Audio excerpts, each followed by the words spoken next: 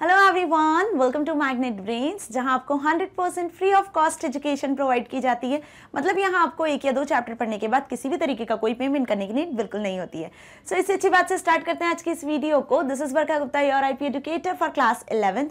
और आज की इस वीडियो में हम कंटिन्यू कर रहे हैं क्लास 11th आईपी का chapter number 6, introduction to numpy का next and last topic. This is saving numpy array in files on disk. So students, last video में हमने क्या देखा था? लास्ट वीडियो में हमने देखा था कि यदि कोई एक्सटर्नल फाइल आपके सिस्टम में है, कोई नोटपैड की फाइल है या कोई सीएसवी फाइल है, और उसमें यदि कोई डेटा क्रिएटेड है, ठीक है, रो कॉलम के फॉर्म में कोई टेबल क्रिएटेड है, तो उसको आप किस तरीके से numpy एरे में लोड करते हो। तो numpy एरे जो लाइब्रेरी है वो हमें फैसिलिटी देता है कि आप डेटा को लोड कर सकते हो किसी फाइल से जो डिस्क पे सेव है, ठीक है, जिसके लिए हमने लोड txt फंक्शन और जेन फ्रॉम txt फंक्शन को देखा था। दोनों फंक्शन का काम था कि किसी एक्सटर्नल फाइल से डेटा को आप numpy एरे में लोड कर सकते हो और एक एरे क्रिएट कर सकते हो। फाइन। लेकिन यदि बात आती है कि क्या आप numpy एरे में जो डेटा आपने लोड किया हुआ है उसको आप फाइल्स में सेव कर सकते हो या नहीं कर सकते हो। सो आज के इस वीडियो में हम वही डिस्कस करने वाले हैं कि numpy एरे में जो भी डेटा सेव है, numpy एरे में जो रो कॉलम आपने क्रिएट किए हुए हैं, वो जो भी डेटा उसे आप सेव कर सकते हो किसी एक्सटर्नल फाइल में जो कि हार्ड डिस्क में आपके सेव है, ठीक है। सो आज की वीडियो में हम क्या देखेंगे? Saving numpy array in files on disk, कि numpy एरे को आप फाइल्स में भी स्टोर करवा सकते हो, सेव करवा सकते हो, ठीक है। तो कैसे करना है, कौन सा फंक्शन यूज होता है, वही बेसिकली आज इस वीडियो में हम देखने वाले हैं। सो चलिए स्टार्ट करते हैं आज की इस वीडियो को। Once a file is loaded into numpy array, then we can also save a numpy array to a text file। देखो क्या लिखा हुआ है पहली लाइन में कि लास्ट वीडियो में हमने देखा था कि यदि आप numpy array में कोई डेटा लोड करते हो किसी एक्सटर्नल फाइल से, कोई टेक्स्ट फाइल से, तो आप क्या करवा सकते हो? आप numpy array के अंदर जो डेटा है उसे आप सेव भी कर सकते हो किसी टेक्स्ट फाइल में। ये भी फैसिलिटी हमें numpy लाइब्रेरी प्रोवाइड करती है। So to save numpy array to a text file we use save txt function. सो जैसे डेटा को numpy array में लोड करने के लिए हमने लोड txt फंक्शन का यूज किया था, वैसे ही numpy array के डेटा को फाइल में स्टोर करने के लिए हम सेव txt का यूज करेंगे। मतलब कि सपोज ये एक फाइल है, टेक्स्ट फाइल है जिसमें डेटा है, इसको हमने numpy array में लोड किया था, ठीक है। तो लोड करने के लिए हमने कौन सा फंक्शन यूज किया था? लोड txt फंक्शन, या फिर मिसिंग वैल्यू को हैंडल करने के लिए जेन फ्रॉम txt फंक्शन का यूज किया था, ठीक है। अब यदि आप चाहते हो कि कोई फाइल है और उस फाइल में डेटा क्या हो जाए, सेव हो जाए, ये डेटा कहां से सेव हो? numpy लाइब्रेरी से सेव हो, ठीक है। मतलब आप क्या चाह रहे हो? numpy एरे का जो भी डेटा है, इस numpy एरे में जो भी डेटा है वो किसी टेक्स्ट फाइल में जाकर सेव हो जाए। तो इसके लिए हम यहां पर फंक्शन यूज करने वाले हैं सेव txt फंक्शन। सो दोनों फैसिलिटी हमें कौन प्रोवाइड कर रहा है? numpy लाइब्रेरी प्रोवाइड कर रही है कि आप एक्सटर्नल किसी फाइल के साथ में डेटा को लोड कर सकते हो या फाइल में डेटा को स्टोर भी कर सकते हो, जिसके लिए कुछ बिल्ट इन फंक्शन है numpy लाइब्रेरी के जो हमने डिस्कस किए, जैसे load txt, gen from text, और आज इस वीडियो में हम सेव txt फंक्शन के बारे में पढ़ने वाले हैं। Okay, so load txt, gen from text function जो हमने डिस्कस किए थे उसमें हमने कुछ पैरामीटर्स को डिस्कस किया था। बिल्कुल वैसे ही सेव txt फंक्शन में भी क्या होगा कि कुछ पैरामीटर्स होंगे जिनका यूज करके हम क्या करेंगे? numpy एरे के डेटा को फाइल में स्टोर करवाएंगे। Okay, so let us consider to save student data. Student data नाम की हमने एक एरे क्रिएट की थी, ठीक है। अब उसी को हम अगेन कंसीडर कर रहे हैं। लास्ट वीडियो में मैंने ये एरे बताई थी आपको कि कैसे क्रिएट हुई थी, है ना। लोड txt फंक्शन का यूज किया था और ये एरे हमने क्रिएट की थी एक data.txt नाम की फाइल से, फाइन, जिसमें स्टूडेंट के मार्क्स थे। उन स्टूडेंट के मार्क्स से हमने एक स्टूडेंट डेटा नाम की एरे क्रिएट की थी, numpy एरे। अब उसी एरे को हम वापस से कंसीडर कर रहे हैं। So to save this array into a text file. अब हम क्या चाहते हैं कि इस एरे में जो भी डेटा है, इस एरे में जो भी लिखा हुआ है, जो भी इंसर्टेड डेटा है, रो कॉलम में जो भी वैल्यूज है, उसे आप एक testout.txt नाम की फाइल में सेव करवाना चाहते हो, एक एक्सटर्नल फाइल में, ठीक है। कौन सी फाइल में? testout.txt। मतलब आपके पास में एक एरे है स्टूडेंट डेटा नाम की, ये आपकी एरे हो गई, और इसका जो डेटा है आप क्या करवाना चाह रहे हो? सेव करवाना चाह रहे हो। कहां पर? एक फाइल में जिसका नाम क्या है? testout.txt। आप कुछ ऐसा करना चाह रहे हो, तो इसके लिए हम कौन सा फंक्शन यूज करेंगे? जैसा मैंने अभी बताया, इसके लिए हम यूज करेंगे यहां पर save txt function with some parameters. कुछ पैरामीटर्स के साथ में हम इस फंक्शन को यूज करने वाले हैं। तो इसके लिए आपको क्या करना है? सबसे पहले पाइथन प्रोग्रामिंग हम करने वाले हैं, numpy लाइब्रेरी का हम यूज करने वाले। तो first to import numpy as np। numpy को हमने इंपोर्ट कर लिया np एलियास से। नाउ np.saveTXT, देखो कौन से फंक्शन का यूज कर रहे हैं हम यहाँ पे, np.saveTXT, saveTXT फंक्शन का यूज कर रहे हैं। अब ये क्या पैरामीटर ले रहा है, कैसे इस अरे का डेटा एक फाइल में स्टोर हो रहा है ना। सो उसके लिए आपको क्या पास करना है, सबसे पहला जो पैरामीटर पास करना है वो है एक्सटर्नल जो फाइल है उस फाइल का path, file name with its path. तो देखो फाइल का नाम क्या है हमारा, testout.txt। तो सी ड्राइव में एनसीईआरटी में testout.txt नाम की एक फाइल है जिसमें ये हो गई हमारी एरे, ये क्या है हमारी एरे स्टूडेंट डेटा। तो स्टूडेंट डेटा हमने सेकंड वाले में पास किया, पहले हमने फाइल पास किया, फाइल का पूरा पाथ, फिर हमने स्टूडेंट डेटा एरे पास किया। अब जो एरे का डेटा है वो फाइल में कैसे स्टोर होने वाला है, कैसे सेपरेट होगा, तो delimiter equals to single inverted में हमने स्पेसिफाई कर दिया कॉमा, कि कॉमा से सेपरेट होके स्टोर होगा फाइल में data. And fmt equals to %i, मतलब यहाँ पे आपका जो फाइल का फॉर्मेट है वो हमने यहाँ पे शो किया है कि जो डेटा स्टोर हो रहा है वो किस फॉर्मेट में होगा, इंटीजर में, फ्लोट में, कैसा होगा। तो fmt नाम का हमने एक पैरामीटर यहाँ पे यूज किया है। तो टोटल कितने पैरामीटर हमने यहाँ यूज किए सेव टेक्स्ट फंक्शन में, 4 पैरामीटर्स यूज किए हैं। कौन कौन से 4 पैरामीटर यूज किए, सबसे पहले आपको टेक्स्ट फाइल का नाम लिखना है। First we specify the name and path of the text file that contains the data from array। वो फाइल जो एरे से डेटा को कंटेन करने वाली है, स्टोर करने वाली है, उस पूरे फाइल का नाम विथ दी पाथ स्पेसिफाई करना है, पहला पैरामीटर। दूसरा पैरामीटर, जिस एरे से आप इस फाइल में डेटा स्टोर करने वाले हो, then we specify the array name, उस एरे नेम को हमने स्पेसिफाई किया जैसे कि स्टूडेंट डेटा। थर्ड पैरामीटर हमने पास किया डेलीमीटर। डेलीमीटर जैसे कि हमने load.txt में भी पढ़ा था, it specify whether the values are separated by comma, semicolon, tab, space or any other character, the default value of delimiter is space।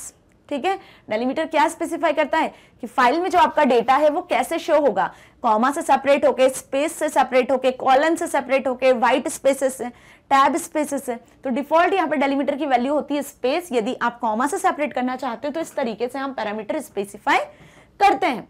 Last parameter हमने स्पेसिफाई किया, we have used parameter fmt to specify the format in which data are to be saved. fmt क्या specify कर रहा है, किसका short form है, format का, कि फाइल में डेटा किस फॉर्मेट में सेव होगा। और डिफॉल्ट जो फॉर्मेट होता है वो क्या होता है, फ्लोट टाइप का होता है। ठीक है, तो numpy array डिफॉल्ट कैसे वैल्यूज को स्टोर करता है, फ्लोट टाइप में स्टोर करता है। तो वही फॉर्मेट, उसी फॉर्मेट में फाइल में भी जाके स्टोर होता है। लेकिन यदि आप चाहते हो किसी और फॉर्मेट में सेव हो तो fmt की वैल्यू हम सेट करते हैं।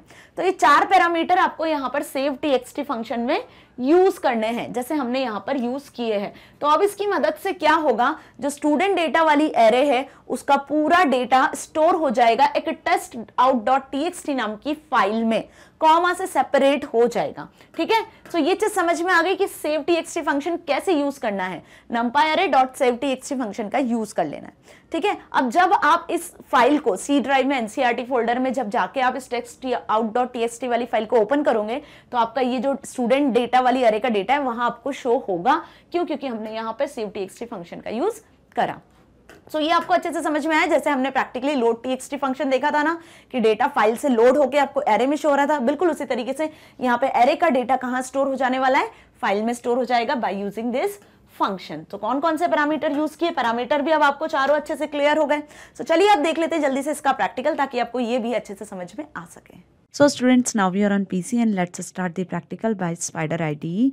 So यहाँ पर हमारी वही फाइल ओपन है जिसमें हमने 2 फंक्शन का यूज़ किया था, load.txt and genFromText last video में। So load.txt फंक्शन का काम होता है फाइल से डेटा को लोड करना एरेज में, या फिर आप डिफरेंट टाइप की एरेज में भी फाइल का डेटा लोड कर सकते हो, कॉलम वाइज, रो वाइज।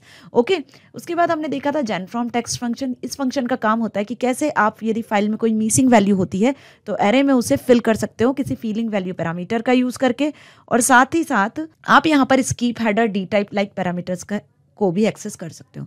सो load.txt और genFromText के हमने सारे पैरामीटर्स को भी यहाँ डिटेल में डिस्कस किया, जिसमें हमने फाइल का पाथ मेंशन किया था, skip header, delimiter, filling values, like इस तरीके के हमने पैरामीटर्स को एक्सेस किया था। ओके, अब आज हमें ये देखना है कि जिस तरीके से आपने genFromTxt फंक्शन का यूज करके मिसिंग वैल्यू को फिल किया था, मतलब ये आपका आउटपुट शो यहाँ पे हो रहा था कि जो मिसिंग वैल्यू थी, जहाँ पे नन वैल्यूज आपको शो हो रही थी, उसे हमने फिल किया -999 से -999 से फिलिंग वैल्यूज पैरामीटर का यूज करके। अब हमें आज ये देखना है कि क्या ये वैल्यू फाइल में भी रिफ्लेक्ट करती है, मतलब यदि आप चाहते हो कि ये जो एरे आपको यहाँ शो हो रही है, जो वैल्यूज़ यहाँ पे आपको शो हो रही हैं, ये फाइल में भी स्टोर हो जाए, ठीक है, जो चेंजेस आपने यहाँ किए हुए हैं एरे में, ठीक है, फाइल की वैल्यूज़ में, ये फाइल में भी हो चेंजेस, तो इसके लिए हम जिस फंक्शन का यूज़ करेंगे वो फंक्शन होगा सेव txt फंक्शन। कौन सा फंक्शन होगा? Save txt। उसको हम कैसे एक्सेस करेंगे? np.save txt, okay. और इसमें हमें पैरामीटर पास करना होगा कि आप किस फाइल में वैल्यूज़ को स्टोर करने वाले हो। तो हम जिस फाइल में वैल्यू को स्टोर करेंगे वो है हमारी डी ड्राइव की data.txt फाइल, है ना, जिसमें कुछ मिसिंग वैल्यू है अभी। फाइन, देख लेते हैं एक बार फाइल को ताकि आपको समझ में आ सके। देखो ये हमारी फाइल है, यहाँ पर आपकी मिसिंग वैल्यूज़ हैं, ठीक है, ये कुछ अल्फ़ाबेटिकल वैल्यूज़ है जो कि मार्क्स कभी अल्फ़ाबेट नहीं होते, और यहाँ पे मार्क्स 3 थर्ड स्टूडेंट के रोल नंबर के मिसिंग है। अब यहाँ पे आपको क्या करना है, ये जो फिल वैल्यूज़ हमने यहाँ देखी, जो हमने फिल वैल्यूज़ यहाँ पे फिल की एरे में, उसी को हमें वहाँ फाइल में भी फिल करवाना है। ओके, कहाँ पर? यहाँ पर फाइल में हमें फिल करवाना है। सो इसके लिए हम सेव txt फंक्शन का यूज़ करेंगे। मतलब जो चेंजेस आपने यहाँ पर एरे में किए हैं वही चेंजेस आप सेव करवाना चाहते हो अब फाइल में। ओके, तो उसके लिए हमने सबसे पहला पैरामीटर फाइल सेट किया, फाइल का पूरा पाथ सेट किया। अब किस एरे से इस फाइल में डेटा जाने वाला है, स्टोर होने वाला है, सेव होने वाला है, तो उस एरे को हम यहाँ मेंशन कर देते हैं स्टूडेंट डेटा, है ना। कौन सी एरे हमने यहाँ क्रिएट की थी? स्टूडेंट डेटा, है ना, जिसमें फाइल से डेटा आया था। तो अब इस एरे में जो आपने चेंजेस किए हैं वो एरे का डेटा कहाँ पे चला जाएगा? सेव txt फंक्शन से इस फाइल में। ओके, इसके साथ आप यहाँ पे इसमें सेट कर सकते हो next parameter delimiter, comma separated file है हमारी। ओके, सो डेलीमीटर में हमने कॉमा सेट कर दिया, डिफ़ॉल्ट स्पेस होता है, एक फॉर्मेट पैरामीटर आपको और यहाँ पे सेट करना होता है, that is %i।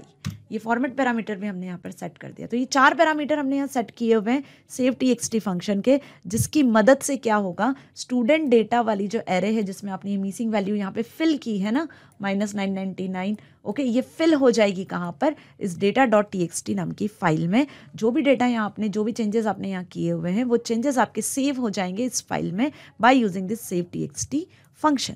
Okay, run कर लेते हैं पहले फाइल।